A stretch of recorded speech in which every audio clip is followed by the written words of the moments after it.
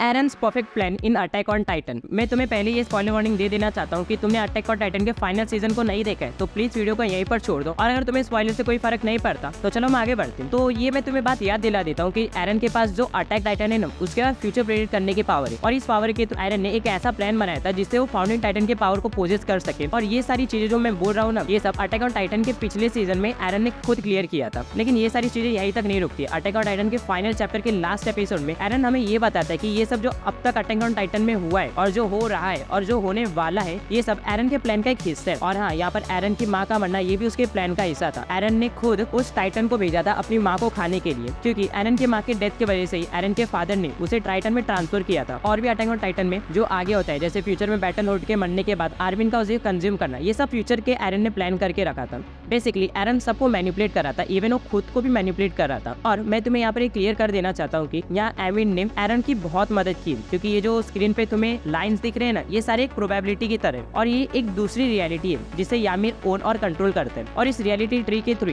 जो टाइटन होते हैं वो अपनी मेमोरी को एक जो टाइटन उन्हें खाते हैं उनमें ट्रांसफर कर देते हैं। और इस प्लेस पर टाइम का ना ही कोई अंत है और ना ही कोई आरंभ, इसलिए जो भी फाउंडिंग टाइटन्स का ओनर मरता है, उसके मरने के बाद उसकी सोल ना ही हेवन में जाती है और ना ही हेल में, बल्कि उसकी सोल आती है यहाँ पर। अब मैं तुम्हें ये सारी बातें इसलिए बता रहा हूँ क्योंकि ये सारी चीजें तुम्हें एरन के पावर और उसके प्लान को समझने के लिए काफी ज्यादा मदद करने वाली है। और ये जो रियलिटी ट्री है ना, उसके थ्रू ही एरन कई सारी पॉसिबिलिटीज को देखा था, लेकिन हर एक पॉसिबिलिटीज का अंत एक ही जैसा था। एरन के फैमिली और उसके फ्रेंड को फ्रीडम नहीं मिल पा रही थी, उनका हाल वैसा ही था जैसे पिछले करोड़ों सालों से है। और अगर मैं यहाँ पर तुम्हें प्रोबेबिलिटी वाला कॉन्सेप्ट अच्छे से समझाऊँ तो ये जो कॉन्सेप्ट है बिल्कुल सेम है अपने मार्वल के डॉक्टर स्ट्रेंज वाले कॉन्सेप्ट से, जहाँ पर तुम्हें इन्फिनिटी वॉर में याद ही होगा कि डॉक्टर स्ट्रेंज ने टाइम स्टोन के थ्रू 14,486 पॉसिबिलिटीज देखे थे थाइनोस के खिलाफ जीतने के लिए। लेकिन उन सारे पॉसिबिलिटीज में से सिर्फ एक ही ऐसी पॉसिबिलिटी थी जहाँ पर एवेंजर्स थाइनोस के खिलाफ जीत पा रहे थे, और वो एक परफेक्ट प्लान था। और एक ऐसा ही प्लान बनाया था एरन ने, और उस प्लान के अंदर था पूरी दुनिया को मार देना और इस वर्ल्ड से टाइटन के एग्जिस्टेंस को ही मिटा देना, क्योंकि ना रहेंगे टाइटन्स और ना रहेंगे कोई झगड़े। इसलिए टाइटन के एग्जिस्टेंस को मिटाने के लिए एरन को सबसे पहले यामिर को मारना पड़ेगा, क्योंकि यही तो है फाउंडिंग टाइटन। ना रहेगी फाउंडिंग टाइटन और ना रहेंगे टाइटन्स, लेकिन ये पॉसिबल नहीं था। इसलिए एरन ने सबसे पहले यामिर के फाउंडिंग टाइटन के पावर को पोजेस किया, फिर उसके बाद अपनी बॉडी में ट्रांसफर कर लिया। बाद में एक ऐसा सिचुएशन क्रिएट किया जहाँ पर एरन के सारे फ्रेंड्स मिलकर फाउंडिंग टाइटन